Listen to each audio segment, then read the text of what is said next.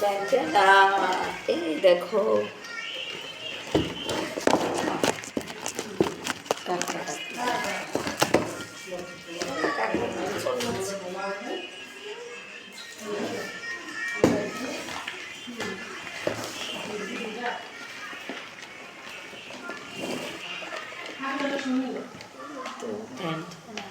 আজকে চলবে কাঁকড়া ফ্রাই।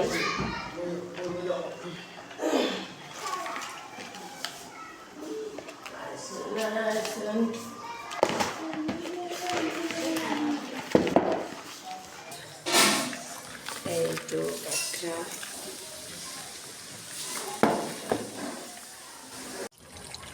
চক্কর বক্কর নাড়াচাড়া দিয়ে মাংস কষানি হয়ে গেছে।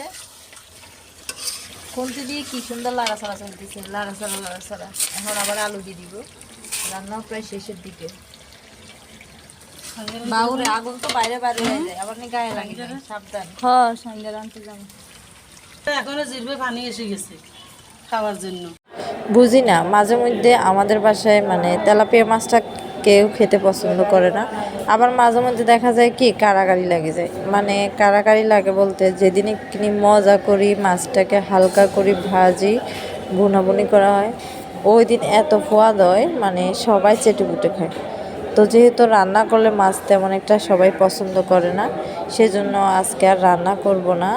তো আপু বলতেছে আজকে মাছগুলোকে সুন্দর করে তেলে কিনে কিনে করে ভাজি, আবার বেশি ভাজা না, বেশি ভাজলেও কী হয় মাছগুলো শুকনো হয়ে যায়, শক্ত হয়ে যায়, এটা আমার নিজের কাছেও ভালো লাগে না। তো দেখতে পারতেছো আমি ফ্রাই প্যানে মাছগুলো হালকা হালকা করি লাল লাল করে এপিট ওপিট করে একটু ভাজে নিতেছি, কারণ ভাজা ছাড়া তো মাছ তেমন একটা খাইতেও মজা লাগবে না। তো যেমনি মজা লাগে যেমনি সবাই খাইতে চায় অমনি তো রান্না করতে হবে। তো এদিকে আমি জালটাও একটু বাড়াই দিছি যেন তাড়াতাড়ি ভাজা হয়, কারণ আস্তে জালে দেখা যায় মচমচা হয়ে যায় কিন্তু ভাজা হয় না। তো কথা বলতে বলতে রান্না বান্না তো শেষের দিকে, আর বেশিটা শেয়ার করি না। এদিকে দেখো কি কি রান্না করছি আজকে। এদিকে চিংড়ি মাছ আছে না, গুঁড়া গুঁড়া গুঁড়া বলতে মোটামুটি একটু বড় বড়, এগুলো দিয়ে একটা সবজি পাকানো হয়েছে। সবজিটা আবার সবাই ভালোবাসে, মানে সবাই খুবই পছন্দ করে খাইতে, আমার কাছেও পার্সোনালি খুবই ভালো লাগে। বিশেষ করে সিমের বিচি, তারপরে আলু টমেটো দিয়ে রান্না করলে এখানে একটু বেশি স্বাদ লাগে, বেগুনে খাইতে পছন্দ করে। আর এদিকে এটা হয়েছে যে একটা মাছ ভুনা করছে, এটাও কিন্তু অনেক স্বাদ। তো প্রথমে আমি একটু সবজি দিয়ে খাবো।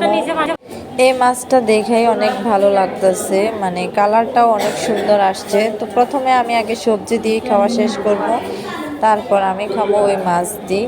আমার কাছে বরাবরই সবজিটা পছন্দ, সবাই একসাথে খাইতে বসি আলহামদুলিল্লাহ।